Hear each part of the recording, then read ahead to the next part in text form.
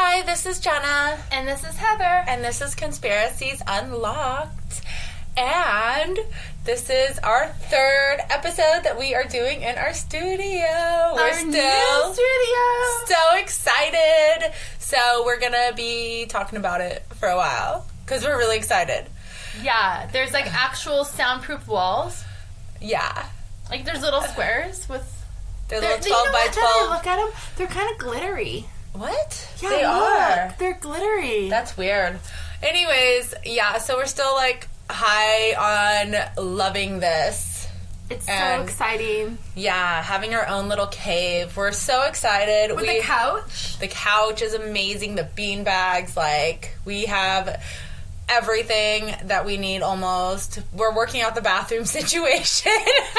Oh my gosh, the bathroom situation. Yeah, well, the problem is that where we are... It's raining, It's raining, and to get to the bathroom, you have to go through, like, this little muddy area, and where the stairs are...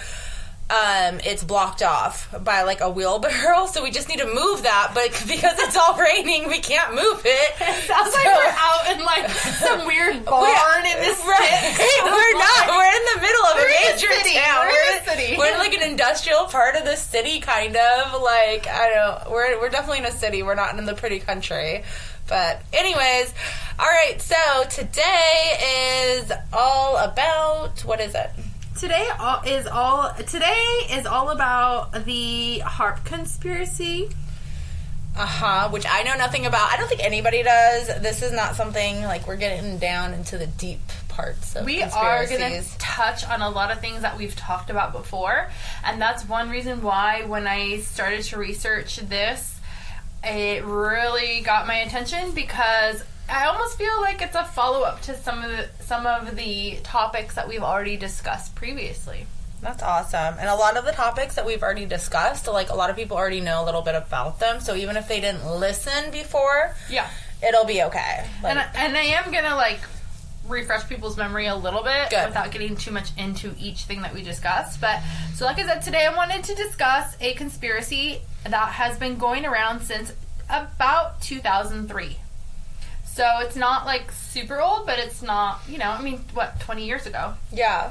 So it's enough time for some of us to remember, some of us to forget, and we'll know some of the key parts of this conspiracy if we were alive then. Yeah, and even if, like, you haven't heard of this before, I'm going to get down to the nitty-gritty on this one, because you know how I really like to get down to the facts. She's been trying to not, but you have to have the facts. There's no way around it. There's just, you need to know facts, and there's no point in having a podcast about facts if you don't tell the facts. Yeah, I really want to make sure that I'm informed when I speak. And so this conspiracy reminds me a lot of the steps in something that we discussed, Project Bluebeam. So in my opinion, this conspiracy about HAARP that we're going to discuss today, it gives more insight to Project Bluebeam and a few of the other ones that we discussed. So do you remember that one? Did we actually discuss Project Bluebeam? I know that you wanted to, but I don't remember if we actually did an episode on it. So, if you remember, we talked about it on episode 7 when we discussed weather balloons, earthquakes, UFOs. Oh my! Yeah, I know we touched on it then, and then you said that you're doing an episode about it later. And this is kind of the episode later. Oh, is it? Yeah, because that's exciting. I'm gonna refresh everybody about Project Bluebeam and just say the steps really quickly, because they go along with I remember that now. Yeah, for step 1 for world domination or something. Okay, I get it now. Yes, we're all okay. Go on. Yeah. So for Project Bluebeam, the first step is the breakdown of archaeological knowledge via earthquakes at precise locations around the world to destroy new archaeological discoveries, which would debunk all major religions as we know and change the history of mankind and really who we are as a species, where we came from, and all of that. Step 2 of Project Bluebeam is the use of holographic laser projections all across the world, where images can be projected to manipulate the masses, the people around the world, to even include receiving different messages according to their regional, national, religious faith. Example, they will see the coming of Christ, or whatever God they believe in, Messiah. Okay? Step 3, NASA scientists will use telepathic two-way communication via low-frequency radio waves to telepathically communicate with humans to shape their beliefs to match those taught by the New Age religion. So crazy. Yeah, basically a form of mind control or manipulation to make the people think that their God, like we said before, is sending them a message which will actually be broadcast directly into their brain via these low frequency radio waves. That is so insane. I remember saying that when you first talked about it before, but it really is like straight out of a science fiction horror movie. Oh yeah, anything sci-fi I'm all about. So then step 4 is the universal supernatural manifestations using electronic means to which a chaotic event will take place, such as an alien invasion or any other chaotic event. You're like such as that would leave the people no other choice but to accept the new world order. Okay, so those are like a little reminder about the Project Bluebeam and what the steps are, because it does relate to the HAARP conspiracy. I'm all with you. Yeah, so getting into more about HAARP, each of these steps came to mind more as I researched about HAARP. HAARP is a acronym for an Alaskan facility located in, you gotta help me with this one. Gakona, Alaska. Okay? Gakona, Alaska is located geographically close to the Gulf of Alaska, northeast of Anchorage. So, I was also thinking, like, how does this relate to, like, the China spy balloon? Because I started thinking Alaska, and they were saying that had to do with it. Yeah, that is where... So I was, like, thinking all about that, right? Yeah. Well, the UFO / spy balloon, whatever they want to say what it was, we still don't know, because it was shot down and fell in the water, and supposedly they got the wreckage and they're discovering what it is, or they haven't told us yet. They just haven't told us yet. Yeah, whatever happened with that? And they probably never will. I don't know. But I tried to look up before this to see if I can find any updated information. I couldn't find anything. So shitty. But it was shot down in early February, but that was located at the Prudhoe Bay, which is northern Alaska near Beaufort Sea. So it's basically like it's really far apart. Like this facility is at the bottom of Alaska, and where that was shot down is like northern Alaska. Northern, yeah. So I thought, maybe if it was in the same area, but I mean it's the same state, but it is a little bit farther away. Okay, so you're just trying to add to the... Yeah, I'm just trying to, see, connect and like, see if it's connected. But so far, you don't think it is? I think that it is. Oh, you still do? Okay, I still think that it is. Okay. Based on some of the other findings that I have here. But I just wanted to touch on that. I sometimes think that something is connected, and then I get all upset because it's not, and I'm like, damn it. I thought I was on to something. I think that it could be. Okay. So, this facility, known as HAARP, is actually used for and here's where we get HAARP, the High Frequency Active Auroral Research Program. Oh, for the Northern Lights. That is one of the things that they study. Yes. Cool. So it's more commonly known as HAARP. It was established in 1993. And it was actually established by, guess who? Bird.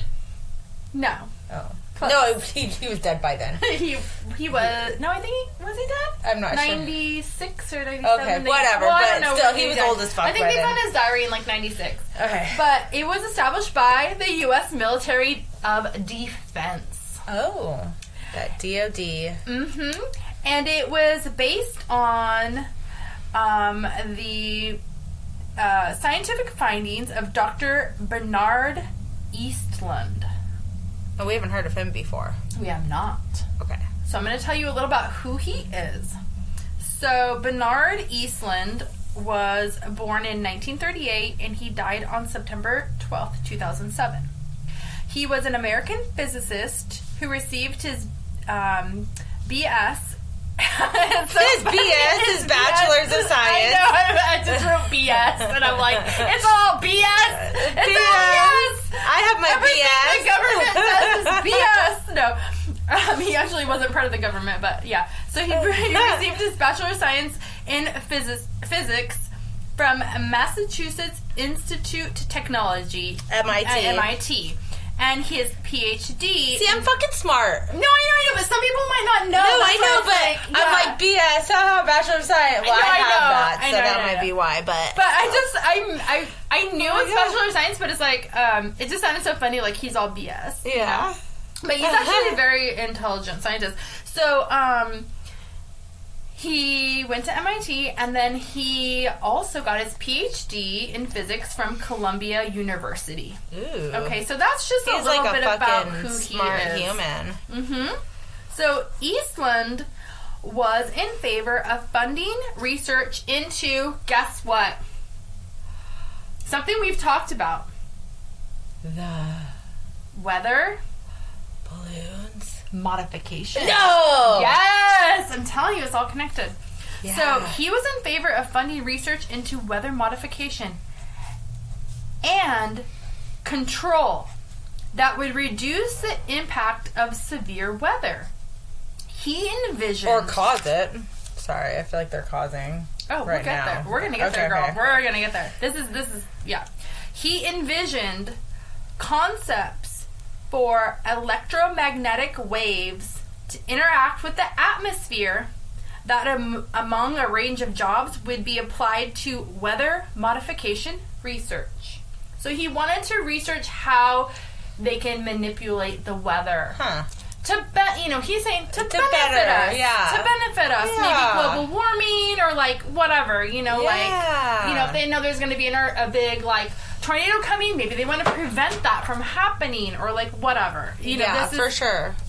So he's a good guy. Yeah, he's saying he's a good guy, right? Yeah. So he actually invented a method and apparatus for altering at least one select region which normally exists above the Earth's atmosphere.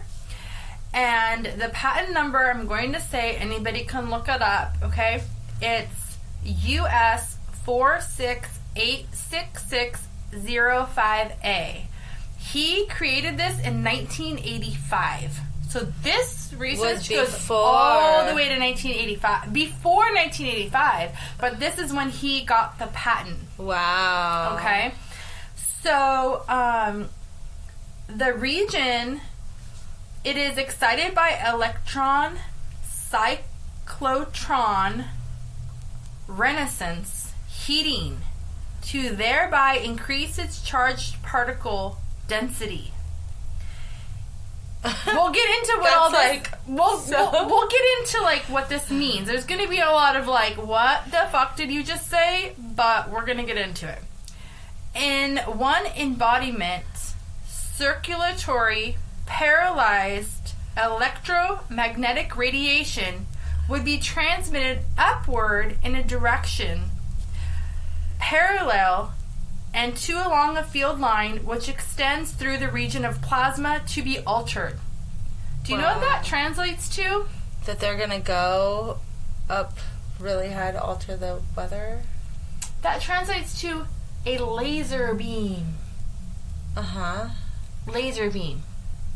Project Blue Beam. Oh. Laser beam. That's a fancy way of beam. like a beam, okay? Wow. So, the radiation that will be transmitted at that frequency will excite electrons, right? The heat will be accelerated and charge the particles. So they can modify the weather. This increase in energy will cause ionization of neutral particles, which are then absorbed as a part of the region, thereby increasing the charged particle density of the region. Okay? Well, okay. That all sounds correct. I have no idea what the fuck you were talking about. Let's move on and see exactly what the original patent from 1985, which was going until 2006. Oh. Okay? This is what some of this equals. Doesn't that mean that they must have re-upped it a bunch of 1995 to 2006? Oh, yeah. So, remember, this is the Department of Defense. Yeah. They're saying that they want to do studies on weather. Yeah. Modification. These are some of the patent applications. This is from the patent, like, the website. And this is the DoD patent. doing it? Yes. So, okay. Mechanical engineering, lighting, heating weapons, blasting weapons. Armored vehicles. Means of tracking or defense, camouflage. Means of attack or defense. And this is all for space? Or for, like, weather? Not space, but, like, this I mean, is like... not for space. Not for space, but, like, for ground or, like, atmosphere? Like, it's you know what I'm saying? Like, for... How, okay, sorry. It's just go on. not space.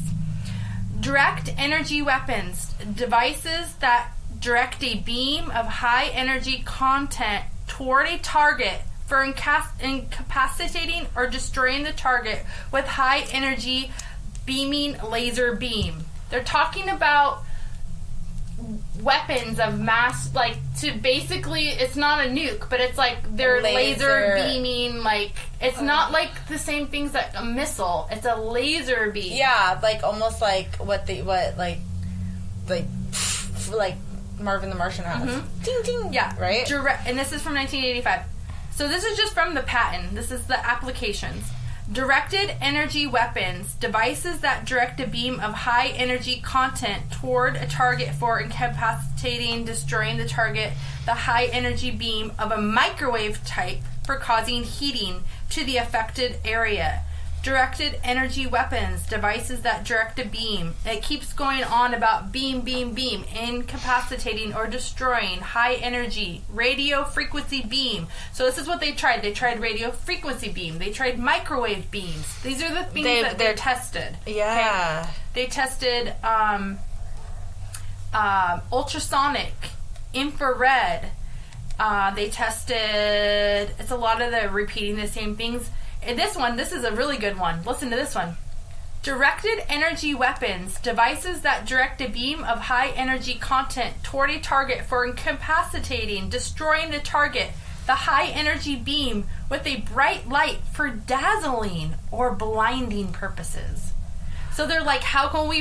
They're talking about like if an enemy, it could be an alien, or it could be another country came. How are we going to like... well, maybe we can dazzle it and blind it and it'll crash. Or maybe we'll try to get it with microwave rays, or we'll try to get it to like... So they tried all of these different... They say it's for weather modification and weather, but nothing on here talks about weather. That's what I was thinking. I'm like, everything why are we... on here is talking about defense. So, okay, yeah. Like, what... I'm so confused. Like, how... So they're...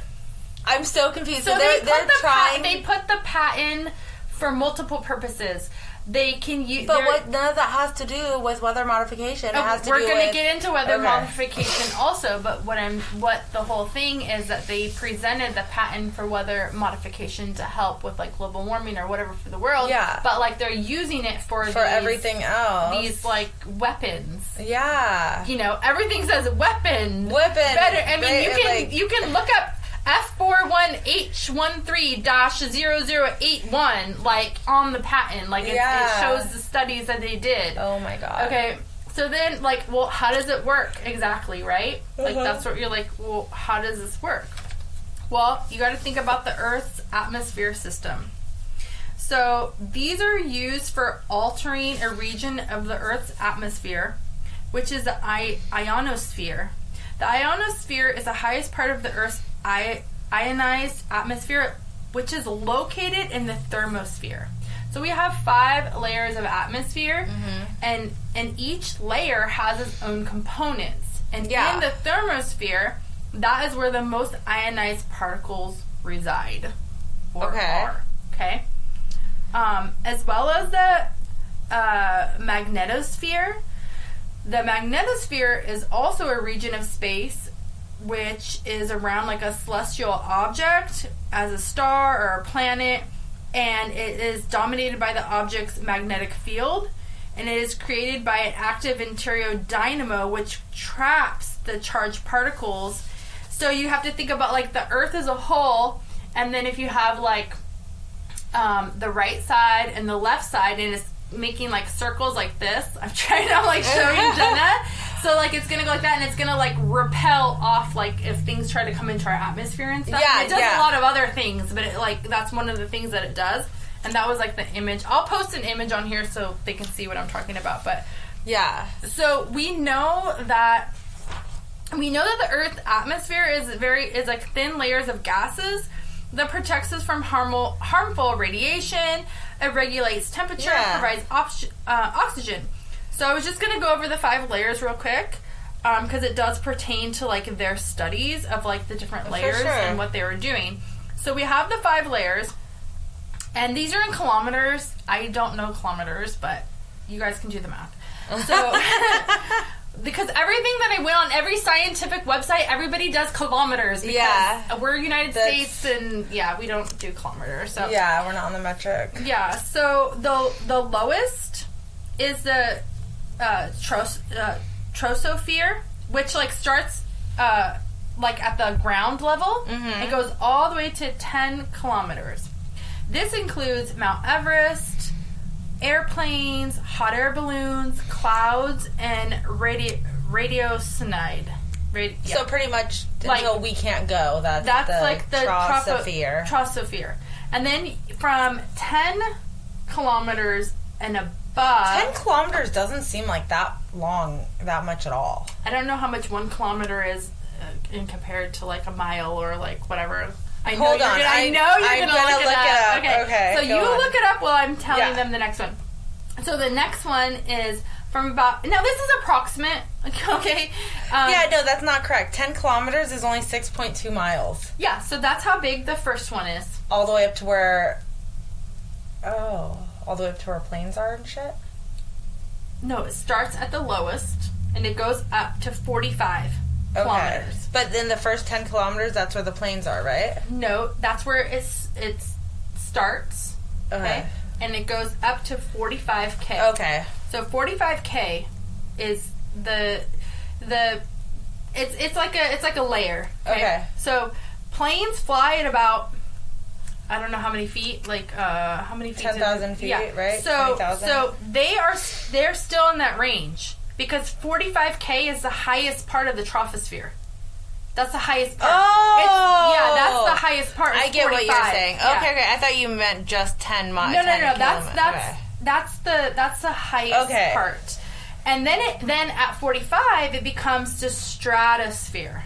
Do you see what I'm saying? It's like layers. Yeah. Okay, cool. Then you have the stratosphere. The stratosphere contains like the ozone layer, which absorbs and scatters solar ultraviolet radiation. It also holds, or not holds, but it also can hold the stratospheric balloons, also aka weather balloons. That high up, huh? Mm-hmm. They can go. Certain ones can, Yeah. And they go just above like what our jets can fly. They don't go all the way to the stratosphere, the topest point. They just go like kind of like, everything kind of like blends a little bit together. You know what I'm saying? Yeah. So then at 85K, we have the mesosphere. That's where the meteors burn up. The meteors doesn't burn up any lower. That's where they can go to that point. Mesosphere. Okay, I'm writing it down. Yeah. So the meteor, that's where they burn up. And then just a little, because I know we kind of talked about this before when we were talking about asteroids and stuff. So just a little refresher for people that maybe don't know, because who knows who's listening. I didn't know all of this. A meteor is an asteroid that attempts to land on Earth, but is vaporized by the Earth's atmosphere. Yeah. You may also know them as shooting stars. Okay? But then an asteroid, what's an asteroid? An asteroid is a small rocky object that orbits the sun. Asteroids are smaller than a planet, but larger than a object that we call meteors. So it's basically like, it's not a planet, but it's like a piece of a planet, like a chunk came off. So it's like It's smaller than a dwarf planet, but it's bigger than like a meteor. So it's kind of like that in between. And then of course we have comets. Well, what the fuck is a comet? It's an asteroid coming in. No, a comet's not an asteroid. A comet is actually a dirty snowball. It's a dirty snowball. That's what scientists call a dirty. It's like the joke, like scientific joke, like dirty like snowball. Ice. Because a comet is a chunk of frozen gas, rock or ice, and dust that orbits our sun. And then what it does is, like, because it's frozen, as it's going, it's collecting all this space dirt and junk. Oh so my it's like God. a dirty snowball. How funny. Yeah, so I kind of thought that was interesting. That's cute. So dirty snowball. That's like in that sphere. The you know what I mean? The mesosphere, because that's like where the meteors are and stuff. And then you get up to, that goes all the way up to 300 kilometers. Then you get into the beginning of the thermosphere. Thermosphere is still in our atmosphere. That's where spacecraft go. That's where the International Space Station is located. And that's where low orbiting satellites are. Our cell phone stuff? Everything. That's it's in the thermosphere. Oh, like, and then also the SpaceX, all those. Everything, yep. All that's way up there? Thermosphere. It's 300. It starts at 300 kilometers. That's insane. Do you know how far away that is? Yes. And then. That's almost 200 miles away. Get to this. Just listen to this. Then, at about 600 kilometers. Okay, get this. What do we have? It would be the moon. One. The moon! No, it's the exosphere. Okay. The exosphere is where most, this might even be SpaceX, most of the satellites orbit in the exosphere. This includes most GPS, that would be telecommunications, SpaceX. and weather satellites. So that's even past the International Space Station? Past it. That's crazy. But low-orbiting ones are like in the thermosphere. Yeah. I would think that the International Space Station would be the furthest one out there. No, we don't go past the thermosphere unless we're going to another planet. Unless you're going to the moon or something. So where's the moon at? How far away is the moon? Okay, listen to this. The exosphere starts at 600 kilometers. Mm-hmm. It goes all the way to 190,000 kilometers. That's still our atmosphere. And guess what that is? How far? 190,000 kilometers. 190,000. And you know what that is? That's halfway to the fucking moon. That's only halfway? That's halfway to the moon. That's 118,000 miles. And if that's only halfway, that would be 236. Yeah, that's about 1,000 miles. That's about how far away the moon is. Oh my gosh! Mm-hmm. How far away is the moon? Mm-hmm. 238,000 miles. I know math. Yes. So this is the thing that every single time I would always think about, like, oh, we're gonna have a space. It's gonna go into space. Do you know? They're not fucking going in space. No, they don't go to space. No, this is where the whole conspiracy about space is. They don't go to space. They go to the thermosphere. The thermosphere is our atmosphere. It's not technically the void of space. It's not the void of space. Yeah, I mean, it's out. It's far away. It's fucking pretty far. It's 300 kilometers and to 600 kilometers away. But it's not like. Yeah. So when they go off and they do their sciencey shit in space, that's why people are like, we've never been to space. We have been to space, but have we left?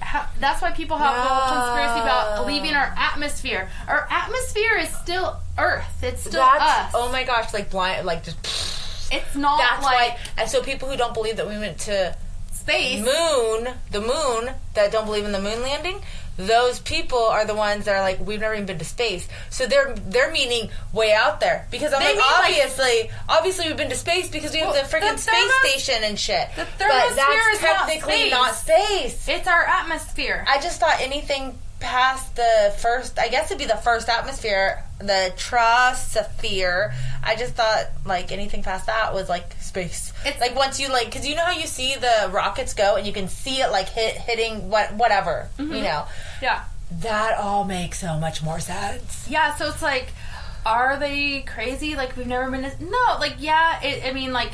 I can see where they're coming from. Because if they don't believe we went to the moon, then no, we've never been to space. But we've been to the moon several times. Yeah, so the EXO, I think... Like, wait, all the Apollo missions, they were trying to get to the moon, or they were just trying to get into quote-unquote space, but they were really just going to, like, the International Space Station? I don't know. I would have to look up, like, each individual space. I mean, I do have a few written down. Then why is Elon Musk talking about SpaceX? Like, why is it SpaceX if he's not even in freaking space? I mean, I don't know what scientists technically consider space, but the way I read this and the way that, and I'm like educating myself by reading this and learning this, anything outside the exosphere to me is space.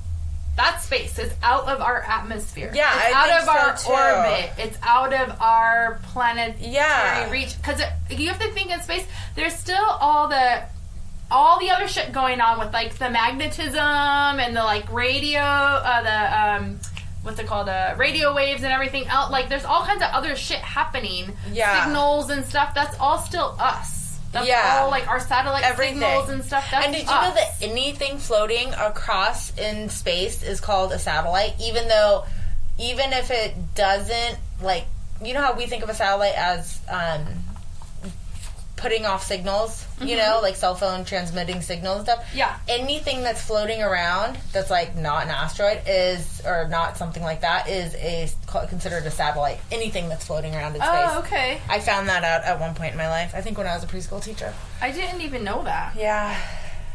Yeah, it's weird. Because you would think that a satellite would be only, like, transmitting stuff, but it's not. It's, like, anything in space. So if somebody, like, lost a shoe in space, that would be a satellite technically. Oh gosh, yeah, it's really weird.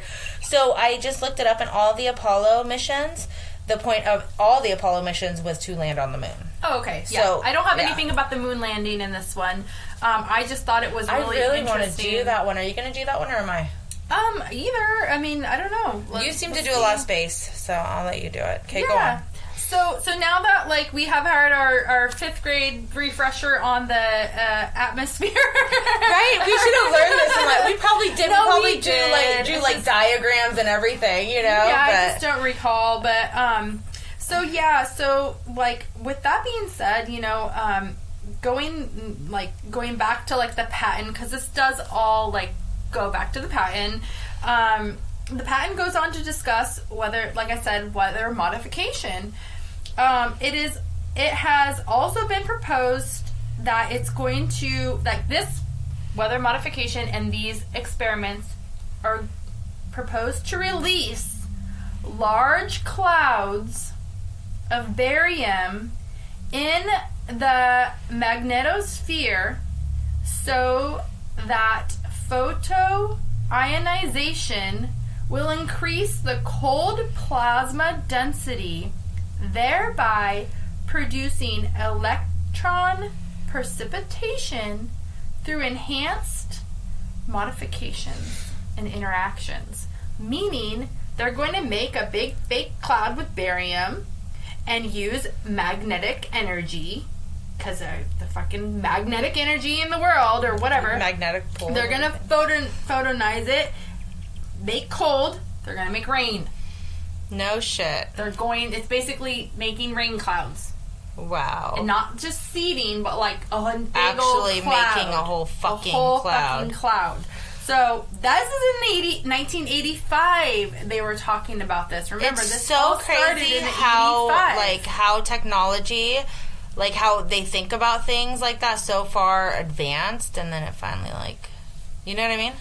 Yeah, I mean, like, the fact that it's from 1985 and people are saying, oh, it's a conspiracy. You can go to the patent and you can read all this. This is where I got this information from. And that's my source. So far, everything I've said is like the source is the patent. Yeah. Like I looked up HAARP and I was interested in it, and then I started looking up, oh, what's this patent? And I got a lot of information.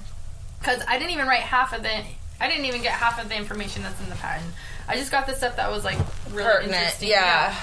So, let's go on to why Alaska?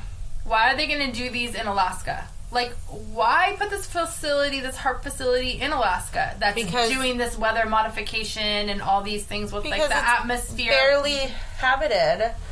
People don't go there. They won't. Right. So the reason why they chose... I'm guessing. You asked. I'm guessing. No, I know. That's one thing is like, yeah, but you got to think, like, is it going to disrupt, like, you know, the... Do they care? People, like, what's the word? The Alaskans? No, Alaskans, but I mean, like, you know, like, wildlife or, like, you know what I mean? Maybe like, they don't even fucking care. The world. Okay, so... Sure, okay. No, because my phone just beeped at me. So, it says, why Alaska? Okay. I'm all it says. That's what I wrote. Okay. I typed last night, why Alaska? Why Alaska, people? Can you tell me why? Tell me why ain't nothing but a heartache. Tell me why ain't nothing but a mistake. Tell me why I'm never gonna hear you say I want it that way. And I'll tell you why. BSB for life. Okay, go. Just keep talking. Do we need to pause? I can't believe we just sang on there. Okay, so. Oh my god, I sing Tom Jones. At least mine was cool. Backstreet Boys. Tom Jones. Okay, no offense, but. Okay, so let's get through this because we're only on page 8 and I got like 12 to go, okay? No, just kidding. Okay, so why Alaska, you ask?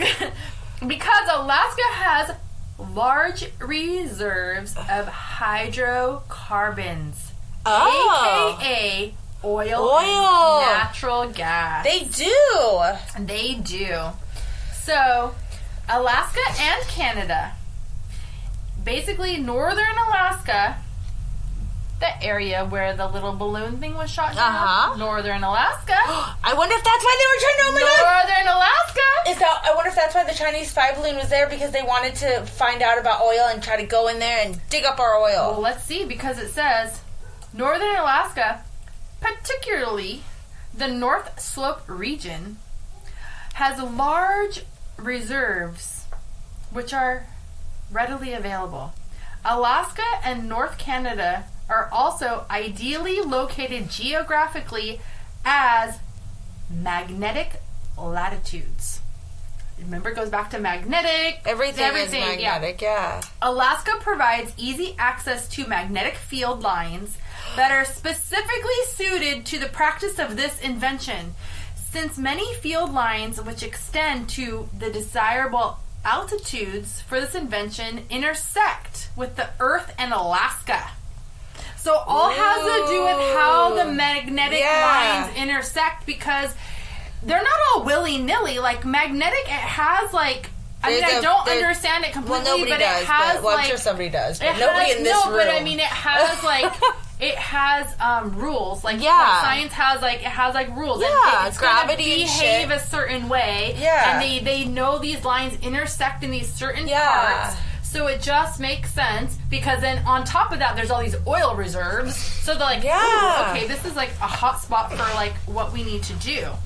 Yeah. So I'm following. Yeah. So it's very desirable, basically, is the word. And in Alaska, there is a unique combination of the fuel and the field lines. So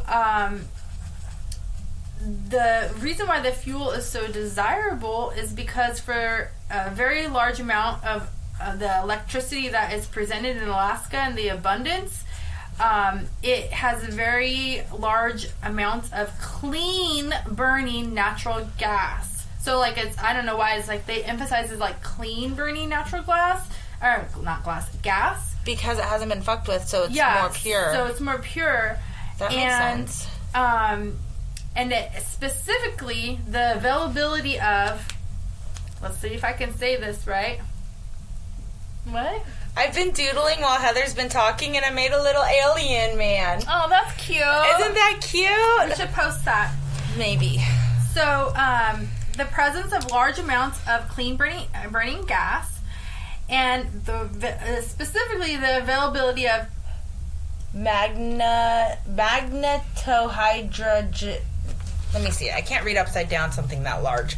Magnetohydrodynamic. MHD. Also known as MHD. Also, gas turbine, fuel cell, and electric gas dynamic, or EGD. Electric generators, which operate very efficiently with the natural gas, and they provide an ideal power source. Because this whole experiment is going to take an unprecedented amount of power, which requires a certain applications of this invention. So basically, this is going to need a lot of fucking gas. Yeah. Like, you're trying to like make like beams that's going to change the weather. Like, talk about how much money this probably costs for them to do. Well, and not even that. How much is a barrel energy? Of fucking oil or gas? Well, they have all the oil there. I know, but I'm just saying, like, how much? Like, it's just insane. Okay. Okay. It's just insane. Okay, in the membrane. Okay.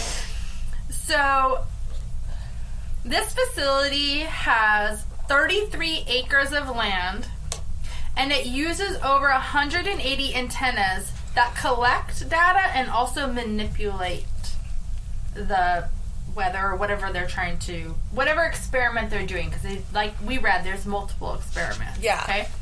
This invention has a variety of possible ramifications for potential future developments. As talked about earlier, it can do, these are some of the applications: missile or aircraft destruction, deflection, confusion. Also, large regions of the atmosphere could be lifted up to an unexpectedly high altitude, so that missile encounters unexpected and unexplained drag forces. So, like, they can just, somebody shoots a missile at you, you can just move the atmosphere up, so it goes that way. Whoosh! You just that's like a shield, superpower. like a shield, like yeah, with the beam, they could just like beam it. But that what way. does this have to do with the weather control thing? It's all intertwined. It's all, these are all the different applications they were using it for. Oh, not just weather. But they use weather was one of them. I just emphasized weather to you because we did the chemtrails. So I'm like, oh, weather. that's it? Yeah, that was the only reason. I keep bringing it back to be like, but what about with the weather? Because I know you really like that one. It's like if it was about aliens, I'd be like, what about the aliens? What about the aliens? Wait, that was just one of the applications. Okay. It wasn't the sole purpose. Okay. Obviously, there's many other purposes that I'm trying to tell you about. You're hyper focused on weather. I am. I'm sorry. Okay. So forget the weather. No more weather. No, we're going to talk about it more. No, we aren't. Are we? I'm okay. Go. If you let me get through this paragraph, I can talk about the Smithsonian. Okay. Go.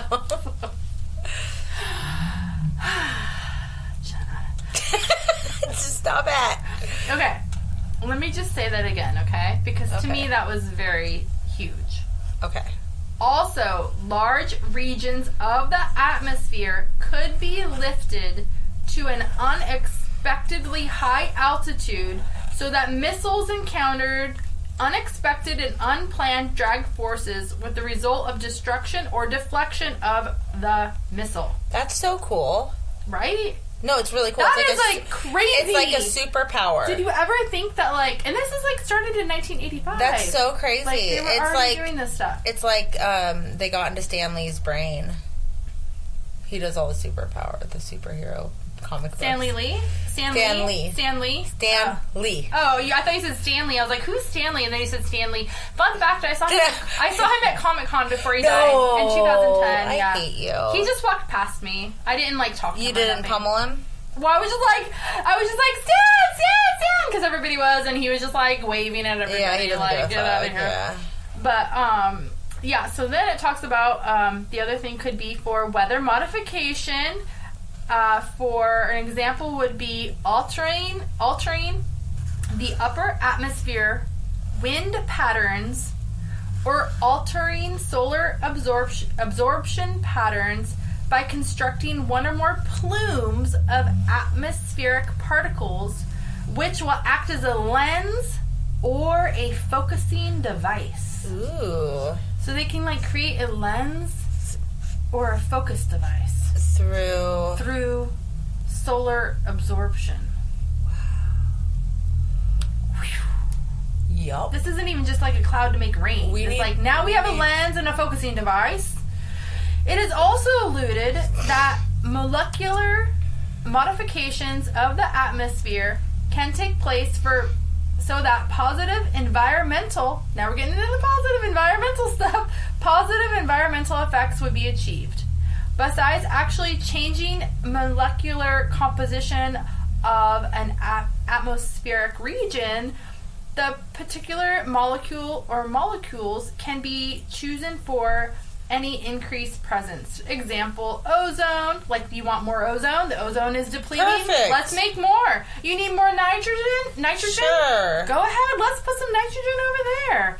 What the fuck? Yeah, and the atmosphere could be artificially increased. Wow. So they can artificially increase our atmosphere. Well, then why are they so worried about us killing the ozone layer in the atmosphere if they can just make more? Well, that's the whole conspiracy about global warming and stuff. Is it real? If they can do all this shit. If they can do that, then what the fuck? So the Smithsonian believed that the research and experiments being done are actually very harmful to the people, and that these modifications were being actually used for mind control.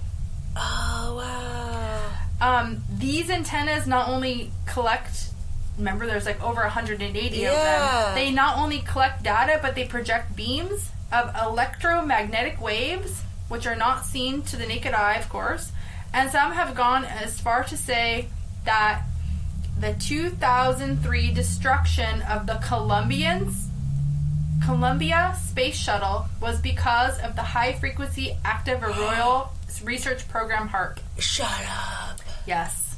Wow. So, we're getting into, conspiracies here. So, I mean, it's all one big conspiracy, really. But that's of it. Everything I've read so far is directly from the patent. Yeah, so it's not even... I'm paraphrasing it, and I left out a bunch of shit, because it's I don't even know how many pages. It's very long. But, it's all the same shit. Missile defense, weather modification, increased atmosphere. It's all that is part of it. So it says, on February 1st, 2003, Space Shuttle Columbia disintegrated as it re-entered the atmosphere over Texas and Louisiana, killing 7 astronauts on board. It was the second space shuttle mission to end in disaster after the loss of the Challenger crew in 1986. Uh-huh. And the conspiracy with that is that because HAARP was doing some experiments at the time that they tried to come into the atmosphere, it messed up their systems. It messed up their whatever. I don't know what systems they use, but it messed up their navigational systems, or it messed maybe shorted out something, or I don't know what the fuck it did. It did something which caused them to basically lose their shield or lose whatever whatever protects them, and it cause them to disintegrate. I can't go into further because I don't know 100% why would they be how the space shuttle works, but why would they be doing tests at that time? Because they have to know when the space shuttle is coming back in. Because they're constantly doing tests from 1985 to 2006. They never can't even stop they were it. Just constantly doing them. Wow. They didn't really take into account of who was doing what other experiments or scientific that's studies. So not okay. You can't just go around killing. Sorry. Yeah, no, I know. So there's more conspiracies that go along with HAARP. So everything I just talked about is basically what HAARP is and the studies they've been doing. Yeah. Now these are the conspiracies. One was a space shuttle. The second one is, you're going to like this one. HAARP caused flight MH370 to crash, bringing it down, and then it crashed. And they suggested this is due to atmospheric research facility could have caused the Malaysia Airlines to crash because of the exact same reason why they think that it basically was affecting their radar systems. They got lost and they crashed because of HAARP. Wow. Yeah. Wow. Sorry, I'm like connecting everything in the story. Yeah. And I said we were going to touch on some of the stuff we've already talked about. Yeah. And then, if you remember, in 2011, there was a huge earthquake. Yeah. In Japan. Yeah. Huge earthquake. Yeah. It was like catastrophic, like horrible. Yeah, it was a whole like tsunami thing happened. Like it was horrible. They did like I remember Black Eyed Peas did like a what's it called? Like a fundraiser. Yes, a like fundraiser concert. Yeah. Like so many people did. Yeah. Yes. So my brother and like a group of his friends and like the community and stuff all got together and they also did like a big fundraiser for it too. Yeah, it was like a big deal. And my brother even made shirts that said like Japan will bloom again. Yeah, I remember your shirt. It was super cute. Yeah. Yeah, and so like it was a big deal for us too, because like I mean it was a big deal for everybody, even though like I don't live in Japan. Like we were all. But it was like really gnarly. sad. It was horrible. Yeah. So the thing with the earthquake in Japan that NASA shows during that time, like before like the earthquake, there was some really strange atmospheric anomalies that cannot be explained just a few days before the massive earthquake in 2011.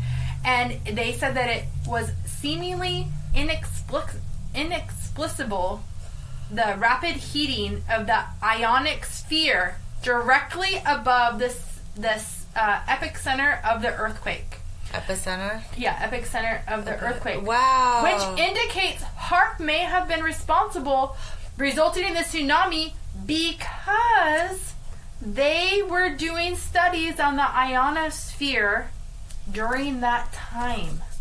They were doing studies. Okay, but that's all the way. No, it's not that far. Japan to Alaska is not that far. It doesn't matter. They're messing with the atmosphere. The whole atmosphere. I get what you're saying. The atmosphere of the world. And which part of the atmosphere they were in? So the ionosphere is We didn't talk about that one. We did. The mesosphere, the thermosphere, the exosphere. So the ionosphere is not one of the five. Okay. Remember how I said like there's components of... within, yeah. Within. Okay. So the ionosphere, I didn't write those ones down. The ionosphere is in the thermosphere and the believe the mesosphere. Yeah, it goes meso and then... Yeah, so it's like the higher up before the exosphere. Yeah. Because like each layer has a lot of its own components in it, and that's the most ionic energy charged part of the atmosphere. Yeah. So they were doing tests on that, and then they believe that it resulted in that. Who's gonna stop the HAARP people? Are we stopping them, or are we just like, well, it's a few casualties for like saving the Earth in the end? Like, is it like a risk benefit that they're willing to take? Well, obviously some people are, but that the world is willing to take? Can we just like everybody vote on it, weigh in on it, because it's affecting the whole fucking world, not just us? Well, we're gonna get into that because supposedly HAARP project ended in 2006, supposedly, but we'll get into that. So, HAARP also is believed to cause the polar vortex of the east coast of the United States when the United States plunged into freezing temperatures just last year when we had all of the... Everybody was frozen. Everything was frozen. The temperatures... My mouth is just like a gaping open, like jaw dropping. The temperatures caused the degrees to fall into levels that I've like never seen. Like, so everyone is saying like weather modification, HAARP, America under HAARP attack. That was like the thing that was going around. America under HAARP attack. Did they actually say that like on the news? Do you remember that? I don't remember that, but I wasn't probably paying attention to exactly what that was. It was published in an article by Before It's News, published a graphic showing America under HAARP attack. Really? The Freedom Agenda. And I didn't get into the Freedom Agenda. I didn't get into all of that, but like that was where that source was that had said that. I don't know if it was on any other news, but that was where it came from. And then again, like I said, that HAARP brought down the space shuttle Columbia. So some suggest that HAARP controls people's minds or is capable of altering the fabric of reality. Mandela effect. Timelines, how we say, it's a new timeline. Yeah, we just said that this morning. Well, that's probably why we said it this morning, because you were thinking about it. Yeah, so it says that the official HAARP website was closed down in 2013. So that was the official website. Like, I don't know if you can still... I didn't try to go to it. You didn't? Why not? I don't know. I didn't need to go to it. I found so much information on the patent. I found so much information. I didn't even care. I found so much information on the patent. But I will say that HAARP claims that none of their... It's still up. None of their research is has been secret or top secret. Everything is... Nothing is classified. And all documents pertaining to HAARP are non-classified that anyone can look into. But now,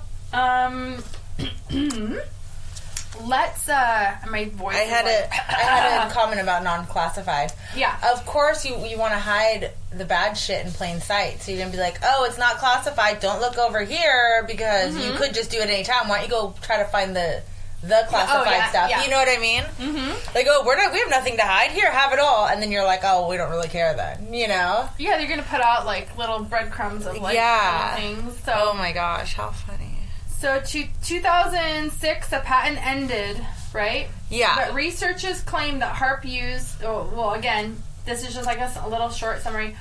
All researchers have claimed that HAARP used electromagnetic waves to alter climate, offset earthquakes, volcanoes, hurricanes, and interfered with all of these things that we discussed. Yeah. And maybe more that we don't even know about, For sure. The project was shut down in 2013, but some believe that HAARP-like research still continues in secret.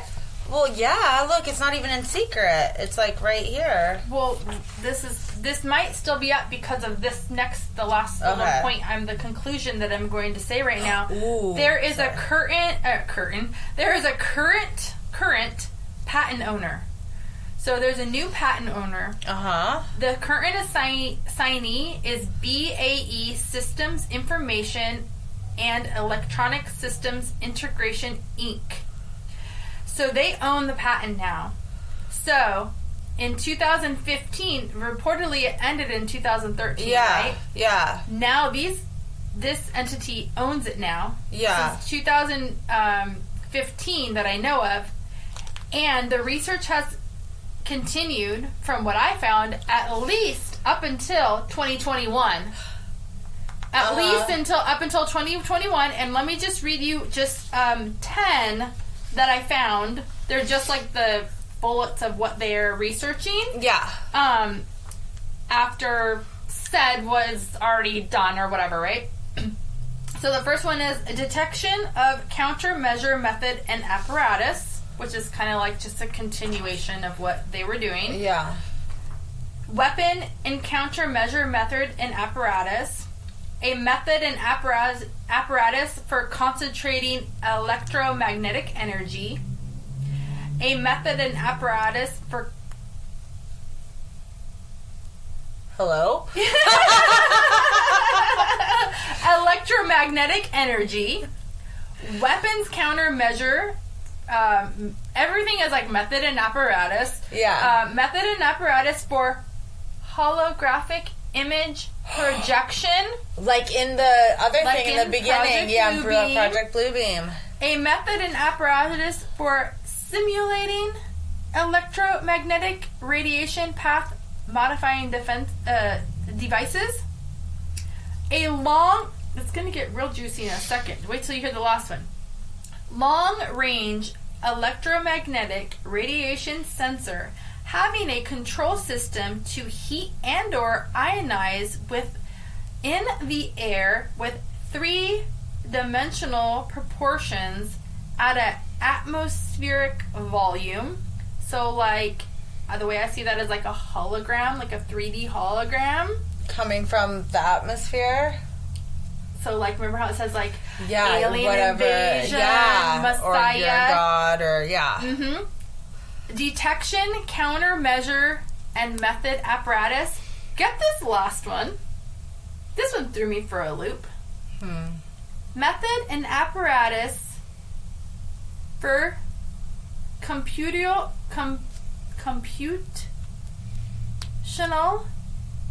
ghost imaging. Wait, let me see. What does that say? Method and apparatus for computational ghost imaging? What is that? I don't know. I wrote, what is that? Part 2? I don't know what it is. But the verbiage is very interesting. Wow. That's insane. So, you know how they say, like, there could be space shuttles up there that are, like, cloaked? Yeah. That goes with it. That could be the ghost thing. Well, and then also the method and apparatus for computational ghost imaging. Because I'm thinking of, like, because that could be that, like, cloaking it to make it like a ghost. Mm-hmm. Like, everything that's, like, not really, like, invisible is a ghost, like a ghost gun that's not really supposed to be there, or, like... And then think about, again, all of the Project Blue Beam. The breakdown of archaeological knowledge with the, breakdown, basically, of the knowledge with precise earthquakes. Yeah. Natural disasters. Holographic laser projections. They're fucking doing that. Telepathic two-way communication with radio waves. They're doing that. Universal supernatural manifestation using electronic means. Chaotic events such as alien invasion. They're studying that. Every single thing that is supposedly a conspiracy Project Bluebeam, it's all in this patent. And again, I will say the patent number just so people, like, because we have been talking a lot here. Let me find it. I have really quick while you find the patent number, I went onto the HAARP like website, and it says that it's that these like articles or whatever they are good from 2021 to 2026. Yeah, so they're going to keep going. That was all under the BAE Systems information, because it's when they said that it ended in 2013. Yeah, it didn't end. It just got somebody transferred. else picked it up. Yeah. Well, no. Yeah. So apparently, it's the University of Alaska Fairbanks. Yeah. Like picked it up because it's on the educational website, the .edu for the University of Alaska. Yeah. So I think that it's like a program within their school of researching. So it's almost like you know what I mean? Yeah. It's like a college program type thing, as opposed to being the DOD, the like military doing it. It's like the school is doing it now. Yeah. Yeah, so the patent number for the original patent in 1985, again, it's US 4686605A, and there's so much more to it, and a lot of it is honestly like way over my head, but I mean, from what I gathered, everything lines up with the Project Bluebeam. What I just don't understand is that they're like literally like, if they are at fault for all these like crazy like space shuttles going down and weird shit like that and planes, and how can they continue to do stuff? How, like, the earthquake in Japan, how are they allowed to continue? Because there's no way to prove it. Like, it hasn't been proven. It's just all conspiracy. It's all conspiracy. Nothing has been proven except for, I guess you can't really prove it. How would you prove it? But, like, even as a person doing that and being like, even if, like, I did something and it was like, oh, that possibly maybe could have been, and then, like, me doing it, and then it keeps happening where, oh, it could possibly maybe me doing that. I feel like I would have an ethical responsibility in my morals and stuff, and maybe they just don't have any morality or anything, but, like, my morals would be like, oh, maybe we shouldn't be doing this because these things could be, like I bad shit happening. Get what you're saying. Yeah, but, like, they're doing it from a scientific perspective, not a like emotional, a human. like emotional. Yeah. Like that's, and not saying you're overly emotional. Like that's totally reasonable to feel. Yeah. Like yeah, you want to, yeah. But like I think they're looking at it as very like clinical and scientific and very like it's not like. Stupid. Yeah. I'm all stupid. Yeah. It's so rude. I don't it's know. just rude. It's a lot to take in, and it's a lot to think about. So yeah, that's what I got. And like I said, there's so much more about it. It's just like so much science. So much science. I love science, though. You like science fiction. I do love science fiction. Yeah. Okay, well, is that all you? Yeah, that's it. That I had. That was like a whole 12 pages of research. Yeah, that's awesome. It was a lot. Okay, well. We will see you next time, and don't forget to share, like, and subscribe, and email us, please, at conspiraciesunlocked@gmail.com. If you have any information on HAARP, or if you've heard anything, anything at all about anything, please email us. Anything about anything. Feedback, comments, we just want to know about... Our listeners and what's yeah. going on in your lives, and if you have any good conspiracies you'd like us to cover or anything at all. So let us know, and thank you for listening. Thank you. Bye. Bye.